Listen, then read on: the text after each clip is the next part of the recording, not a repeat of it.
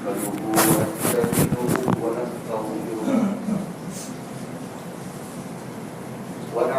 بالله من شرور أنفسنا ومن سيئات أعمالنا من يهده الله فلا مضل له ومن يضلل فلا هادي له وأشهد أن لا إله إلا الله وحده لا شريك له وأشهد أن محمدا عبده ورسوله يا أيها الذين آمنوا اتقوا الله حق تقاته ولا تموتن إلا وأنتم مسلمون يا أيها الناس اتقوا ربكم الذي خلقكم من نفس واحدة وخلق منها زوجها وبث منهما رجالا كثيرا ونساء واتقوا الله الذي تساءلون به والأرحام إن الله كان عليكم رقيبا يا أيها الذين آمنوا اتقوا الله وقولوا قولا سديدا يصلح لكم أعمالكم ويغفر لكم ذنوبكم ومن يطع الله ورسوله فقد فاز فوزا عظيما أما بعد فإن خير الحديث كتاب الله وخير الهدي هدي محمد صلى الله عليه وسلم وشر الأمور محدثاتها وكل محدثة بدعة وكل بدعة ضلالة وكل ضلالة في النار أعوذ بالله من الشيطان الرجيم بسم الله الرحمن الرحيم وإذ ابتلى إبراهيم ربه بكلمات فأتمهن قال إني جاعلك للناس إماما قال ومن ذريتي قال لا ينال عهد الظالمين. محترم حاضرین جمعہ، ذی الحجہ کا مہینہ شروع ہو چکا ہے. آج اس کی پہلی تاریخ ہے. اسلامی کیلنڈر کا یہ آخری مہینہ ہے، لیکن اس آخری مہینے کے جو شروعات کے 10 دن اس سال کے ہی نہیں دنیا کے سب سے افضل تھے. اللہ کے نبی صلی اللہ علیہ وسلم نے ان 10 دنوں کو افضل ایام دنیا، یہ لفظ ہے اللہ کے رسول، دنیا کے سب سے افضل تھے. سال کے 360 دنوں میں یہ جو 10 دن شریعت کی نظر میں ان 10 دنوں کا مقابلہ سال کے باقی 350 دن نہیں کرتا. کیوں؟ کیونکہ یہ جو عشرہ ہے ذی الحجہ کا پہلا عشرہ، اس کے اندر اللہ تعالیٰ نے ان عبادتوں کو اکٹھا کر دیا ہے جو سال میں کبھی اور اکٹھا نہیں ہو. تو رمضان کا مہینہ یقیناً بابرکت مہینہ ہے، تمام مہینوں کا سردار ہے، مگر روزہ ایک ایسی عبادت نہیں جو صرف رمضان میں رکھی جا سکتی. روزہ ہم باقی دنوں میں بھی رکھتے ہیں، مگر جب رات کو جو رمی ہوتی ہے، جو شیطانوں کو کنکری ماری جاتی ہے، وہ تو ظاہر ہے اسی اشرے کو. حج کے ارکان تو اسی اشرے میں ادا کیے جائیں، قربانی جیسی عظیم عبادت اسی اشرے میں ادا کی جائے. تو شریعت کی جو ٹاپ کی عبادتیں وہ اس اشرے میں اکٹھا ہو جاتی. اس اشرے کا مقام کیا ہے، اس کو سمجھنے کے لیے صرف ایک حدیث آپ اپنے سامنے رکھیں، اور یہ حدیث صحیح بخاری کے اندر بھی ہے، ابو داؤد وغیرہ کے اندر بھی یہ حدیث موجود ہے. حدیث کے راوی حضرت عبداللہ بن عباس رضی اللہ تعالیٰ عنہ. اللہ کے پیارے نبی صلی اللہ علیہ وسلم فرماتے ہیں ما من ایام العمل الصالح فیہا احب الی اللہ من هذه الايام. ان 10 دنوں کے اندر جو نیکی کی جائے اس نیکی سے بڑھ کر کے باقی کسی اور دن کی نیکی اللہ کے نزدیک نہیں ہے. ان 10 دنوں میں جو نیک عمل کیا جائے، جو عمل صالح کیا جائے، اس سے بڑھ کر کے کسی اور دن کی نیکی اللہ کے نزدیک نہیں ہے۔ صحابہ نے پوچھا ولل جہاد فی سبیل اللہ، اے اللہ کے نبی شریعت کی ایک بڑی عظیم عبادت ہے، بہت اونچا مقام ہے جس کا جہاد فی سبیل اللہ، اللہ کی راہ میں جہاد فی سبیل اللہ کے میدان میں کوئی انسان گیا ہے، اپنی جان خطرے پر لے کر کے گیا ہے، کیا اس سے بھی بڑھ کر کے ثواب اس 10 دنوں کی نیکی کا ہے؟ نبی اکرم فرماتے ہیں ولل جہاد فی سبیل اللہ، اللہ کی راہ میں جہاد سے بھی بڑھ کر کے 10 دنوں کی نیکی ہے۔ الا رجل خرج بنفسه وماله، سوائے اس انسان کے جو اپنا مال اور اپنی جان لے کر کے گیا تھا میدان جہاد میں، فلم يرجع بذلك من شيء، اور لوٹا تو اس کا وہ شہید ہو کر کے لوٹا، نہ مال لوٹا نہ وہ خود لوٹا، وہ شہید ہو کر کے واپس آیا، اس کا مقام تھا۔ ہمارے معاشرے میں رمضان کی تو بہرحال کچھ تھوڑی بہت بات ہوتی ہے، لوگ روزہ رکھتے ہیں، تراویح پڑھتے ہیں، تلاوت کرتے ہیں، تاخراتوں میں جاتے ہیں۔ اس اشرے میں کیا ہوتا ہے بھائی؟ یہ اشرا آتا ہے چلا جاتا ہے، ہم جاگتے ہیں 10 تاریخ کو، وہ بھی قربانی کرنے کے لیے جاگتے ہیں۔ سال کے نہیں دنیا کے بہترین دن آتے ہیں اور گزر جاتے ہیں، اور ہمیں کوئی فرق نہیں پڑتا، ہماری زندگی پر کوئی تبدیلی نہیں آتی۔ ہمارے سلف صالحین صحابہ تابعین ان 10 دنوں کی کیا قدر کرتے تھے، آپ ذرا اندازہ لگائیں۔ ابھی جو میں نے حدیث پڑھی عبداللہ بن عباس کی، عبداللہ بن عباس سے اس حدیث کو روایت کرتے سعید بن جبیر جو بہت بڑے تابعی ہیں۔ سعید بن جبیر کے بارے میں آتا ہے کہ جب رمضان کا یہ ذی الحجہ کا جب پہلا عشرہ آتا تھا، جب یہ 10 دن آتے تھے تو سعید بن جبیر اتنی محنت کرتے تھے، یجتہدوا ما لا یکاد یقدر علیہ، اتنی محنت کوئی اور نہیں کر سکتا تھا۔ سعید بن جبیر کہا کرتے تھے اطفئوا سرجکم، اپنے چراغوں کی بتی بجھا دو اس 10 دنوں میں، یہ پوری رات اللہ کی راہ میں قیام کرنے میں گزارو۔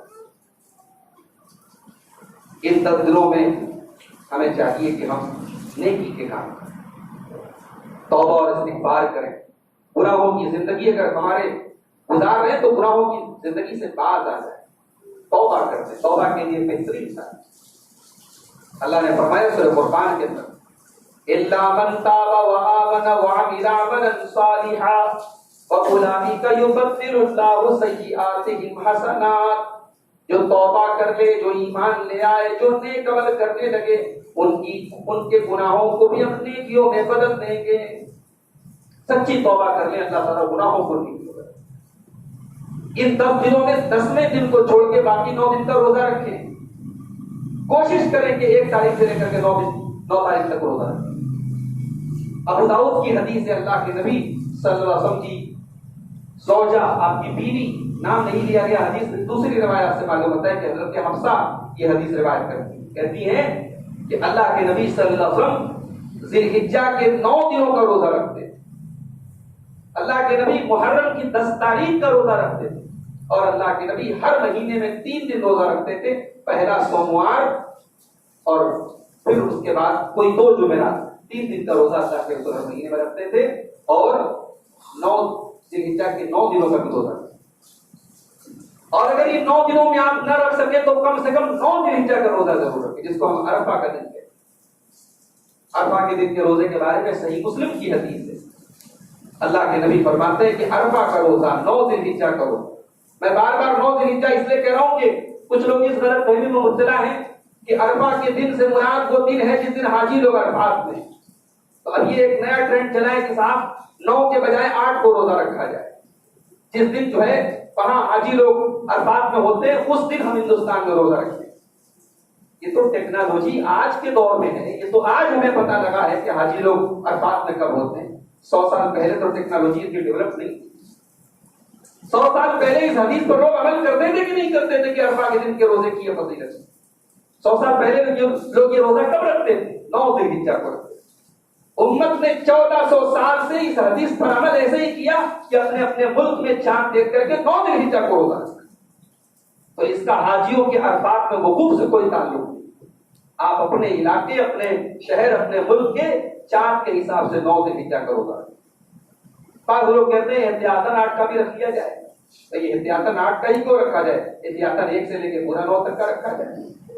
تو یہ بالکل غلط بات ہے، بے بنیاد بات ہے۔ صحیح بات یہ ہے کہ یہ روزہ 9 ذی الحجہ کو رکھا ہے۔ اس کی فضیلت کیا ہے؟ 1 سال اگلے اور 1 سال پچھلے گناہوں کا کفارہ ہے، 2 سال کے گناہ معاف ہوتے ہیں۔ اسی طریقے سے اگر اللہ نے طاقت کی حج بیت اللہ، تو وہ بھی ظاہر ہے کہ حج کا کام بھی اسی اشرے میں ہوتا ہے۔ ہمارے یہاں سماج میں حج کو لے کر کے بھی بڑی غلط فہمیاں ہیں۔ سارے کام نپٹا لیں گے تب حج کریں گے۔ لوگوں کی زندگی اللہ کے ہاتھ میں رہے گا۔ اتنے لوگوں نے حج کا ارادہ کیا، حج کا فارم بھر لیا، فارم ان کا آ چکا، مگر اس کے پہلے کہ وہ حج کے لیے جاتے اللہ کو پیارے ہوتے۔ تو یہ حج بیت اللہ کو ٹالنا، دولت ہے، وسائل ہے، سب کچھ ہے، عمر بھی ہے، لیکن آپ اپنی سہولت کے لیے کہ ابھی ہم حج کر لیں گے تو پھر ایک طریقے سے بندھن میں بچ جائیں گے، ایک ذمہ داری آ جائے گی، تھوڑی بزرگی ہمیں اپنے اندر لانی پڑے گی، یہ سب سوچ کر کے بہت سارے لوگ 40 سال کے ہیں، 35 سال کے، اللہ نے بہت نوازا مگر حج نہیں کرتے۔ پراپرٹی خریدنے کے لیے دولت ہے ان کے پاس، دنیا جہان کے کام کرنے کے لیے دولت ہے، حج بیت اللہ کے لیے دولت ہے۔ شریعت کی کون سی آیت ہے، کون سی حدیث ہے جو یہ بتاتی ہے کہ 60 کے پار ہو جاؤ تو حج؟ ہم نے حج بیت اللہ کو بھی ایک مذاق بنا کے رکھا۔ حج ایک عبادت ہے، اور عبادت جب فرض ہو جائے تو اس کو بغیر کسی مجبوری کے ٹالا نہیں جاتا۔ میرے بھائیو، حج اگر اللہ نے آپ کو طاقت دی ہے تو ضرور آپ اس انتظار میں نہ رہیں۔ اور اب تو جو حالات ہیں، انسان کی زندگی کا کوئی بھروسہ نہیں، پہلے بھی نہیں تھا، مگر تو کب کس کو کون سی بیماری ہو جائے، کون سی خطرناک بیماری کس کو لاحق ہو جائے، کوئی کچھ نہیں کہہ سکتا۔ اچھا خاصا چلتا پھرتا انسان بستر پڑ جاتا ہے، خطرناک مرض میں مبتلا ہوتا ہے، اور چند مہینے چند ہفتوں کے بعد اثر ہو جا رہا ہوتا ہے۔ تو حج بیت اللہ کی اگر اللہ نے آپ کو طاقت دی تو وہ کام بھی آپ اس اشرے میں کریں۔ اور یہ حج بیت اللہ اتنی عظیم عبادت ہے، اللہ کے نبی کہتے ہیں الحج المبرور لیس له جزاء الا الجنہ۔ حج مبرور کا بدلہ جنت کے سوا کچھ نہیں۔ اگر آپ نے حج صحیح طریقے سے کیا، سنت کے مطابق کیا، اور حج کے بعد بھی نیکی کے راستے پر قائم رہے، تو یہ حج آپ کو انشاءاللہ جنت میں لے گا۔ تو یہ ہو گیا اس اشرے کے متعلق تھوڑی سی اہم باتیں جو میں نے آپ کے سامنے رکھی ہیں، اور میں امید کرتا ہوں اس اشرے میں ایک کام اور کریں، تسبیح و تحلیل، تکبیر کے کلمات، اللہ کی بزرگی، اللہ کی بڑائی کے کلمات ہوگا۔ اللہ اکبر، اللہ اکبر، لا الہ الا اللہ، اللہ اکبر، اللہ اکبر وللہ الحمد، یہ تکبیر۔ اس کے علاوہ اپنے بندہ ہو کر کے صرف سبحان اللہ کے تسبیح کے کلمات کثرت سے پکار۔ اب اس میں ایک بات یہ نوٹ کر لیں، تکبیر 2 طریقے کی ہوتی ہے۔ ایک ہوتی ہے تکبیر مطلق، کہ کسی بھی وقت تکبیر پکارنا ہے، یہ کام تو آپ کو چاند دیکھنے کے بعد سے اسٹارٹ کرنا ہے، اس کے لیے کوئی ٹائم فکس نہیں۔ اٹھتے بیٹھتے چلتے پھرتے، گھر میں، دکان میں، بازار میں، جہاں بھی ہو، تکبیر کے کلمات کو اپنی زبان پر وظیفہ بنا دے، اس کا ورد کریں، تکبیر کے کلمات ہوگا۔ اور ایک ہوتی ہے تکبیر مقید، کہ خاص طور سے نماز کے بعد آپ کو تکبیر کے کلمات ہوگا۔ تو صحابہ کرام کی ایک جماعت، اللہ کے رسول سے تو کوئی ثبوت نہیں ملتا، صحابہ کرام کی ایک جماعت سے صحیح طرح سے یہ ثبوت ملتا ہے کہ عرفہ کے دن سے 9 ذی الحجہ سے لے کر کے 13 ذی الحجہ کی عصر تک نماز کے بعد بھی تکبیر کے کلمات کو خاص طور سے پکارا۔ اور یہ تکبیر کے کلمات حضرت ابو ہریرہ اور حضرت عبداللہ بن عمر بازاروں میں جاتے تھے، جب لوگوں نے سنت پر عمل کرنا چھوڑ دیا تو بازاروں میں جاتے تھے اور پکارتے تھے، تاکہ لوگوں کو پتہ لگے اللہ کے رسول کی یہ سنت ہے، لوگ اس پر عمل کریں۔ تو تکبیر و تحلیل کے کلمات کو پکارتے۔ آج کے خطبہ جمعہ میں عشرہ ذی الحجہ کی فضیلت کے بعد ایک مختصر سا وقت ہے، میں چاہتا ہوں ابراہیم علیہ السلام کی سیرت کے تعلق سے بھی کچھ باتیں آپ کے سامنے۔ ابراہیم علیہ السلام یہ وہ نام ہے جسے اللہ نے قرآن میں ہمارے لیے، یعنی ہمارے نبی کے لیے آئیڈیل قرار۔ اگر میں یہ کہوں کہ ابراہیم علیہ السلام کے کمال کے لیے، ان کی خوبی کے لیے اتنا ہی کافی ہے کہ جس ہستی کو اللہ نے ہمارے لیے اسوہ بنایا، یعنی جناب محمد رسول اللہ صلی اللہ علیہ وسلم، اللہ نے ان کو بھی حکم دیا کہ تم ابراہیم کی پیروی کرو۔ ثم اوحینا الیک ان اتبع ملۃ ابراہیم حنیفا وما کان من المشرکین۔ اے نبی، ہم آپ کو یہ حکم دے رہے ہیں کہ آپ ابراہیم کے طریقے کو فالو کریں، ابراہیم کی طریقے پر چلیں، ابراہیم کی ملت کی پیروی کریں۔ کون ابراہیم؟ حنیفا، جو حنیف تھے، وما کان من المشرکین، اور مشرک نہیں تھے۔ یہ پوائنٹ آپ نوٹ کیجیے۔ قرآن کریم میں اللہ تعالیٰ نے ابراہیم علیہ السلام کا جہاں بھی ذکر کیا ہے، خاص طور سے یہ بات اللہ نے ذکر کی، وہ مشرک نہیں تھے، تو یہ کہنے کی کیا ضرورت تھی؟ اللہ نے جب یہ کہہ دیا ابراہیم میرا بندہ ہے، ابراہیم خلیل ہے، ابراہیم پیغمبر ہے، ابراہیم میرا نبی ہے، تو یہ کہنے کی کیا ضرورت ہے؟ ابراہیم مشرک نہیں تھے۔ اصل میں آج دنیا کی بڑی آبادی ایسی جو ابراہیم علیہ السلام کا اپنا فور فادر مانتی ہے۔ مسلمانوں سے بڑی آبادی ہے دنیا میں عیسائیوں کی، کرسچن۔ عیسائی میں حضرت عیسیٰ علیہ السلام کی تعظیم کرتے، ان کا احترام کرتے ہیں، ان کا اپنا فور فادر مانتے ہیں، اپنا جد امجد مانتے ہیں۔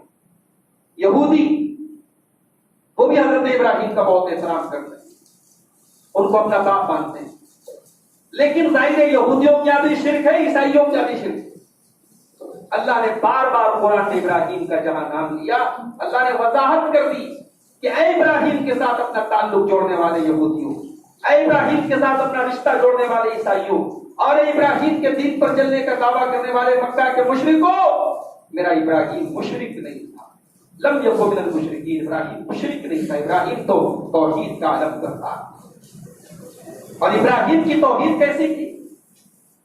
ابراہیم کی توحید بیدار، ابراہیم کی توحید خالص تھی، ابراہیم کی توحید میں اگر مگر چوں چرا گنجائش نہیں تھی۔ ابراہیم کی توحید، ابراہیم نے اپنے رب کو رب کہا تو اس پر ڈٹے رہے، آگ میں ڈالے گئے تب بھی ڈٹے رہے، باپ نے گھر سے نکالا تب بھی ڈٹے رہے، قوم نے وطن سے نکلنے پر مجبور کیا تب بھی ڈٹے رہے، اللہ نے بچپن میں بیٹے کو اپنے باپ سے دور کیا تب بھی ڈٹے رہے، بیٹے کی قربانی کا حکم دیا تب بھی ڈٹے رہے۔ ابراہیم پکی توحید والی، اور اسی لیے اللہ نے قرآن کریم کے 28ویں پارے میں ابراہیم علیہ السلام کی، ویسے تو پوری زندگی ہمارے لیے نمونہ ہے، مگر ابراہیم کی جو سب سے بڑی چیز جو نمونہ بنانے کے لائق ہے، اللہ نے 28ویں پارے میں اس کو دیا۔ اللہ نے فرمایا قد كانت لكم اسوة حسنة في إبراهيم والذين معه إذ قالوا لقومهم إنا براء منكم ومما تعبدون من دون الله۔ مسلمانوں تمہارے لیے نمونہ ہے، تمہارے لیے آئیڈیل ہے ہمارا بندہ ابراہیم اور ابراہیم کے ساتھی۔ جب ابراہیم نے اور ابراہیم کے ساتھیوں نے اپنی اپنی قوم سے کہہ دیا انا براء منکم، ہم تم سے بری ہیں، ہم تم سے بیزار ہیں، ہم تمہارے شرک سے نفرت کرتے ہیں، تم اللہ کو چھوڑ کر کے جن کی عبادت کرتے ہو ہم ان سے نفرت کرتے ہیں۔ توحید کا مطلب صرف یہ نہیں ہے کہ اللہ کو ایک مانا جائے، توحید کا مطلب یہ بھی ہے میرے بھائیوں کہ آپ کے دل کے کسی کونے میں شرک کے لیے کوئی سافٹ کارنر ہو۔ جس طریقے سے آپ کو قتل برا لگتا ہے، آپ کا پڑوسی زنا کرے آپ کو برا لگتا ہے، آپ کا رشتہ دار کسی کو قتل کر دے آپ کو برا لگتا ہے، کسی بے گناہ کا خون بہایا جائے تو آپ کو برا لگتا ہے، ویسے آپ کو یہ بھی برا لگنا چاہیے کہ اللہ کی دھرتی پر، اللہ کی زمین پر اللہ کو چھوڑ کر کسی اور کی عبادت، پتھروں کو پوجا جائے، جانوروں کی عبادت کی جائے، اللہ کے ساتھ شرک کیا جائے۔ یہ عمل آپ کے نزدیک قابل نفرت ہونا چاہیے، قابل بغض ہونا چاہیے، اس عمل کو آپ کبھی ایکسپٹ کریں۔ ٹھیک ہے کوئی شرک کر رہا ہے، ہم اس کے ساتھ انسانی سلوک، انسانی ہمدردی وہ سب کچھ کریں گے، مگر اس کے شرک کے لیے ہمارے اندر کوئی سافٹ کارنر ہمارے زندگی۔ یہ ابراہیم کی زندگی کا تجربہ ہے۔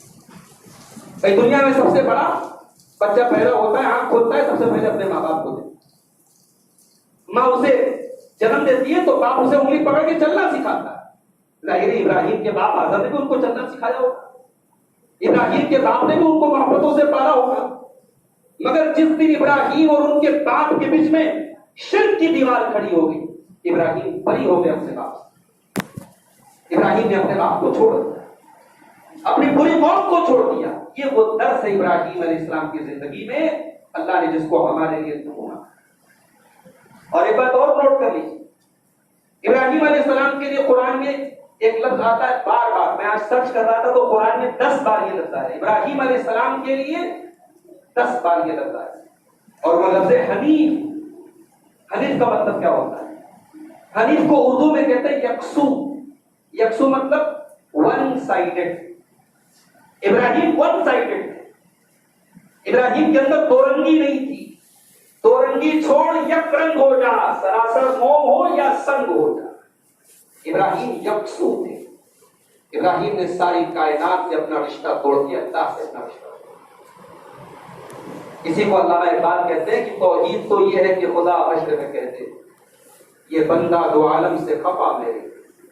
اس شعر کا مطلب اگر دیکھنا ہے تو ابراہیم کی زندگی سے دیکھیں. ابراہیم دو عالم سے خفا ہے، ابراہیم نے دو عالم کو چھوڑ دیا اللہ کے لیے.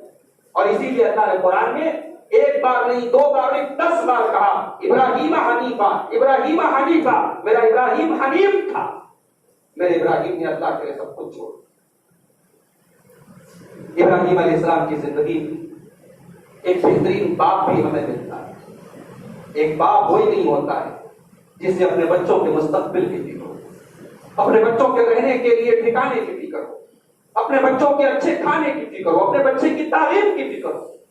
ایک بہترین باپ وہ ہوتا ہے جسے اپنے بچوں کے عقیدے کی فکر ہو، جسے اپنے بچے کی ایمان کی فکر ہو، جسے اپنے بچے کی آخرت کی فکر ہو. ابراہیم وہ باپ ہے کہ اپنے دودھ پیتے اسماعیل کو اور اپنی بیوی ہاجرہ کو جب مکہ کی فراق ہو گیا سرزمین پہ چھوڑ کے جا رہے ہیں تو اللہ کی بارگاہ میں دعا کرتے ہیں، ربنا انی اسکنت من ذریتی بواد غیر ذی زرع عند بیتک المحرم ربنا لیقیموا الصلاۃ. پروردگار اپنی اولاد کو اس پہ آب و گیا سرزمین میں، کھانے کعبہ کے پاس، تیرے گھر کے پاس، اس پہ آب و گیا سرزمین میں جہاں اناج کا ایک دانہ بھی نہیں اگتا، جہاں پانی کا ایک قطرہ بھی نہیں پیدا ہوتا. اے اللہ اپنی اولاد کو یہاں چھوڑ کے جا رہا ہوں، ربنا لیقیموا الصلاۃ. پروردگار تو میری اولاد کو توفیق دے وہ یہاں نماز قائم کرے. ربنا لیقیموا الصلاۃ واجعل افئدۃ من الناس تهوی الیہم. اور اے اللہ تو لوگوں کے دل میں اس جگہ کی الفت اور محبت ڈال دے. وارزقہم من الثمرات. اور میری اولاد کو تو پھلوں کی روزی عطا فرما. اولاد کے لیے نماز کی فکر ہو رہی، اولاد کو جہاں چھوڑ کے جا رہے دعا کر رہے ہیں اللہ اس جگہ کو دنیا کی محبتوں کا مرکز بنا، اس جگہ کو ایسا بنا دے کہ لوگوں کے دلوں کے اندر اس جگہ کے لیے اٹریکشن پیدا ہو جائے، کشش پیدا ہو جائے، لوگوں کے دل کھینچ کے چلے. آج 4.25 4.5 لاکھ روپیہ خرچ کر کے ایک انسان اس گھر پہ جانے، اس جگہ پہ جانے کے لیے بیتاب بنا ہے، اس گھر کا طواف کرنے کے لیے بیتاب بنا ہے. جو گیا ہے وہ دوبارہ جانا چاہتا ہے، جو نہیں گیا ہے وہ جانے کی حسرت لیے اس دنیا سے چلا جاتا ہے. ابراہیم نے کیسی دعا کی تھی میرے بھائی. ہزاروں برس گزر گئے، نہ اس جگہ کی کشش میں کوئی کمی آئی، نہ اس اللہ کے گھر کے کی محبت میں کوئی کمی نہ آئی، نہ اس سرزمین پر پھلوں کی روزی میں کوئی کمی آئی. یہ خلیل اللہ کی دعا کی جو اللہ نے اولاد کی محبت اس کو کہتے ہیں. اپنی اولاد کے لیے بھی دعا کرتے ہیں وَجُنُبْنِي وَبَنِيَّ أَن نَّعْبُدَ الْأَصْنَامَ. پروردگار تو مجھے بھی بت پرستی سے بچا اور میری اولاد کو بھی تو بت پرستی سے بچا. بھائی ابراہیم توحید والے ہیں، عقیدے کے امام ہیں، توحید کے امام ہیں، مگر انسان کو مطمئن نہیں ہو جانا چاہیے کہ صاحب ہم تو اہل حدیث ہیں، ہمارے باپ دادا نے کبھی شرک نہیں کیا، ہم بھی نہیں کرتے. شرک وہ چیز ہے جس سے ڈرنا چاہیے کہ کہیں ایسا نہ ہو زندگی پر توحید کرتے کرتے آخری دم کوئی شرکیہ کام کر کے دنیا سے چلا جائے. اس لیے دعا کرتے رہنا چاہیے اللہ توحید پر خاتمہ کرے اور اپنے بچوں کے لیے دعا کرنا چاہیے. ابراہیم ایک عظیم باپ ہے میرے. ابراہیم وہ باپ ہے کہ قرآن کا پہلا پارہ کھول وَإِذِ ابْتَلَىٰ إِبْرَاهِيمَ رَبُّهُ بِكَلِمَاتٍ. یاد کرو میرا بندہ ابراہیم، اس کو اللہ نے بہت آزمایا، کئی چیزوں میں آزمایا اور ابراہیم ہر امتحان میں کھڑا اترا. اور جب ابراہیم سارے امتحانات میں کامیاب ہو گیا قَالَ إِنِّي جَاعِلُكَ لِلنَّاسِ إِمَامًا. اللہ نے فرمایا اے ابراہیم ہم تمہیں لوگوں کا امام بنانے والے ہیں. ابراہیم ہم تجھے لوگوں کا امام بنانے والے. ابراہیم خوش ہو جاتے میں امام بن جاؤں گا، مگر ابراہیم ان میں سے نہیں ہے جن کا سر اتنا چھوٹا ہو. ابراہیم کو اپنے ساتھ ساتھ اپنی آنے والی نسلوں کی فکر ہے. اللہ نے کہا ابراہیم ہم تمہیں امام بنانے والے. قال ومن ذریتی. کہا اے اللہ مجھے تو امام بنانے والا ہے، میری ذریت کا کیا ہوگا، میری اولاد کا کیا ہوگا؟ قال لا ینال عہد الظالمین، اللہ نے فرمایا اے ابراہیم ہمارے یہاں خاندان نہیں چلا کرتے، ہمارے یہاں رشتہ داریاں نہیں چلا کرتی، تیری اولاد اگر ظالم ہوگی تو وہ ظالم مانی جائے گی، تیرے نقش قدم پر چلے گی تو تیری اولاد کو بھی امام بنائیں۔ کیا رول ہے، کیا اصول ہے، کیا قاعدہ ہے؟ یہاں تو صاحب سید کے بیٹے ہیں تو سید ہیں، ان کے اوپر جہنم کی آگ حرام ہے، پیر صاحب کے بیٹے ہیں تو پیر ذاتے ہیں، ان کا دیدار کرو جنت مل جائے گی۔ یہاں تو یہ عقیدہ رکھا جاتا ہے۔ اللہ کے یہاں رشتہ داریاں کام نہیں ہے، اللہ کے یہاں سب و نسب کام نہیں ہے، اللہ کے یہاں برادریاں کام نہیں ہے، کہ اللہ کے یہاں آپ کا ایمان، آپ کی توحید، آپ کا عمل کرتا ہے۔ اللہ نے صاف کر دیا ابراہیم تیری اولاد تیرے نقش قدم پہ چلے گی، اسماعیل بنے گی، تیرے نقش قدم پہ چلے گی اسحاق بنے گی، تیرے نقش قدم پہ چلے گی یعقوب بنے گی، اور اگر راستے سے ہٹے گی تو یوسف کے 10 بھائی جو تھے وہ بھی تو ابراہیم کی اولاد تھے، یوسف علیہ السلام کے 10 بھائی بھی تو اسی ابراہیم کی نسل تھے، یعقوب کی اولاد تھے، مگر کتنے غلط کام کیے، اپنے بھائی کے ساتھ کیا کیا ظلم کیا۔ تو ابراہیم ایک عظیم باپ ہے، اور ایک باپ کو ہوتا ہے جسے اپنے بچوں کے پریوار کی بھی فکر ہو، اپنی بہو کی بھی فکر ہو، بچوں کا گھر بگڑتا دیکھ کے باپ خوش نہ ہو، بچوں کا گھر بگڑتا دیکھ کے باپ کا دل کل پہ، باپ کے دل میں تڑپ پیدا ہو، بچوں کا گھر بنانے کی فکر اسے لگی ہو۔ ابراہیم ایک ایسے باپ، ابراہیم تو فلسطین میں رہتے تھے، بیٹا رہتا ہے مکہ میں، اسماعیل مکہ میں رہتے ہیں، باپ فلسطین میں رہتے ہیں، سینکڑوں ہزاروں میل کا فاصلہ ہے، ڈسٹینس ہے دونوں میں۔ بڑے عرصے کے بعد ابراہیم اپنے بیٹے سے ملنے گئے، بخاری کے الفاظ ہیں جب حضرت ابراہیم اپنے بیٹے کے گھر پہنچے تو اتفاق سے بیٹا گھر میں نہیں تھا، بہو تھی۔ حضرت ابراہیم نے بہو سے حال چال لیا، کیا حال چال ہے، کیسے گزر رہی ہے؟ اچھا بہو یہ جان نہیں رہی کہ ہمارے سسر، بہو نے سمجھا بزرگ آدمی ہے، داڑھی رکھے ہوئے ہیں، کوئی نیک آدمی معلوم ہو رہے ہیں، ایسے ہی میرے شوہر کی جان پہچان والے ہوں گے۔ بہو نے کہا کہ بڑی بری گزر رہی، بڑے برے حالات، بس اس نے اپنے حالات کا رونا رویا، اور ابراہیم تو بہرحال ابراہیم، حضرت ابراہیم علیہ السلام نے کہا بیٹا شوہر آپ کے آئے تو بول دینا کہ چوکھٹ پر کئی اپنے شوہر سے کہنا کہ اپنے دروازے کی چوکھٹ پر۔ حضرت اسماعیل گھر آئے، بیوی نے باقی رات میں کہا کہ ایک بڑے میاں آئے تھے، بزرگ صاحب آئے تھے، آپ کی خیریت پوچھ رہے تھے، اور جاتے جاتے انہوں نے کہا کہ دروازے کی چوکھٹ پر۔ بھائی ہم سے اور آپ سے کوئی کہے کہ دروازے کی چوکھٹ بدل تو ہم کو تو نہیں سمجھ میں آئے گا کہ اس کا مطلب ہے بیوی کو طلاق دو، مگر وہ باپ کا اشارہ وہ بیٹا ہی سمجھتا تھا۔ حضرت اسماعیل نے کہا وہ میرے والد تھے، گفتگو کا یہ انداز میرے والد کا ہی ہو سکتا ہے، وہ میرے والد تھے، یہ بتاؤ تم نے ان سے کہا کیا تھا؟ کہا میں نے ان سے ایسی ایسی بات کی، کہا انہوں نے مجھ سے یہ کہا ہے کہ میں تم کو طلاق دوں، اور بیوی کو حضرت اسماعیل نے طلاق دیا۔ اب یہاں تھوڑا رکیے گا، بڑا خطرناک مسئلہ ہے، بڑا کٹھن مسئلہ ہے کہ کیا باپ کے کہنے پر بیٹا طلاق دے دے؟ یہاں تو ہر گھر میں ساس بہو کے مسئلے ہیں، ہر گھر میں سسر بہو کے مسئلے ہیں۔ پتہ لگا کسی دن بیوی نے مطلب کا کھانا نہیں بنایا، بہو نے کسی دن بہو نے گھر کے کام نہیں کیے، بہو نے سسر کو ناراض کر دیا، ساس کو ناراض کر دیا، اب ساس سسر یہ حدیث پڑھ کے کہے مولوی صاحب نے حدیث بیان کی چلو تو اپنے دروازے کی چوکھٹ پر، تو صاحب اس کے لیے ابراہیم کے جیسا باپ کرنا، وہ ہر باپ کے حکم نہیں ہے، وہ ابراہیم کے جیسا باپ ہے جس کو معلوم ہے کہ میرا بیٹا اسماعیل جو خود اللہ کا ایک پیغمبر ہے، جو خود اللہ کا ایک نبی ہے، اور نبی کی بیوی ناشکری نہیں ہو سکتی۔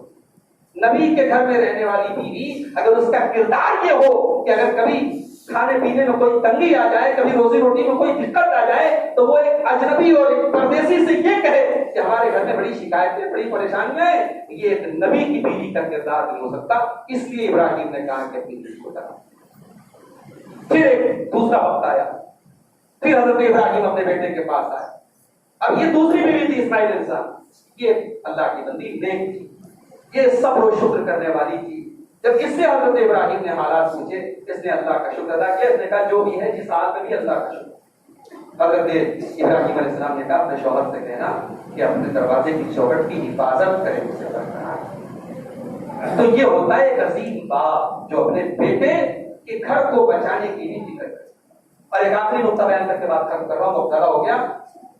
آپ ایک بات پر غور کیجئے، قربانی کا واقعہ تو انشاءاللہ ہم اگلے خطبہ جمعہ میں بیان کریں گے۔